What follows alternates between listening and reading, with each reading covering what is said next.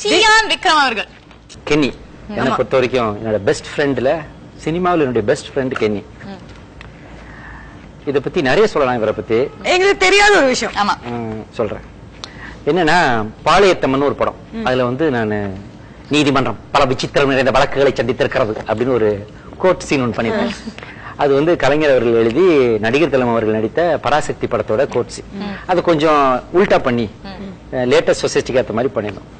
அந்த ஷூட்டிங் வந்து ராம்நாராயண் சார் வந்து இங்க வச்சு எடுத்துட்டு இருந்தார். எங்கன்னா நம்ம பிலிம் சிட்டில உள்ள அந்த கோர்ட் செட்டப்ல வச்சு எடுத்துட்டு இருக்கும்போது அந்த நடிக்கும் போது அப்படி சைட்ல பாப்பேன், ஜன்னலுக்கு வெளியில தூரத்துல ஒரு வாகை மரத்துக்கு பக்கத்துல ஒரு உருவம் ஒரு ரெட் கலர் மாருதி எஸ்டீமை போட்டு பக்கத்துலயே உட்காந்துருக்கும்.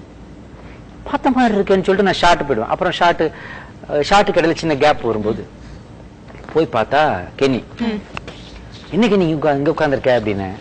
இல்ல மச்சான், ஒரு படம் சேதுன்னு ஒரு படம் பண்ணிட்டு இருக்கேன், அது அப்பப்ப விட்டு தான்டா ஷூட்டிங் நடக்குது, ஷூட்டிங் இருக்குன்னு சொல்லிட்டாங்க, வந்துட்டேன், ஆனா யாரையும் காணண்டாரு. அவ்வளவு சிரமத்துக்கு இடையில ரொம்ப கஷ்டப்பட்டான் அந்த படம் பண்ணும்போது. அப்ப நான் வந்து அங்க ஷூட்டிங் பண்ணும் போதெல்லாம் அவனை டெய்லி பார்த்தேன். அப்ப நான் கென்னிட்ட போய் சொன்னேன், கென்னி நான் ஒண்ணு செய்யட்டுமா, நான் இப்ப ஒரு படம் பண்றேன், அதுல ரெண்டு பேருக்கு இம்பார்ட்டன்ஸ் இருக்கு, ரெண்டு ஹீரோ மாதிரி தான், அது ஒண்ணு நீ பண்றியாடா, நான் போய் ப்ரொடியூசர்ட்ட பேசுறேன் அப்படின்னு. அப்ப நான் பீக். அப்ப அவன் சொன்னா ஒரு வார்த்தை, அதான் அதாவது கான்பிடன்ஸ், முயற்சி, ஹார்ட் ஒர்க், தன்னம்பிக்கை, அதுக்கு ஒரு உதாரணம் கென்னி. சொன்னா இல்லடா, வேற எந்த படத்துக்கும் நான் பண்ண மாட்டேன், எனக்கு இந்த கதை மேல பெரிய நம்பிக்கை இருக்கு, இது என்ன அதுக்கடையில அவருக்கு நிறைய ஸ்லைட்ஸ் இருந்துச்சு, இறங்கி ஏறிச்சு அவருடைய கேரியர்.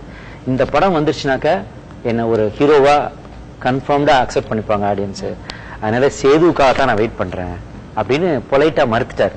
அதுக்கப்புறம் 2-3 தடவை நான் இன்ஃபுளுன்ஸ் பண்ணி பார்த்தேன், முடியல. he was so particular about Setu. அந்த சேது எப்படி ஓடிச்சு, அதுல இருந்து அவருக்கு சியான் விக்ரம்னே ஒரு பட்டப்பேர் வந்துச்சு.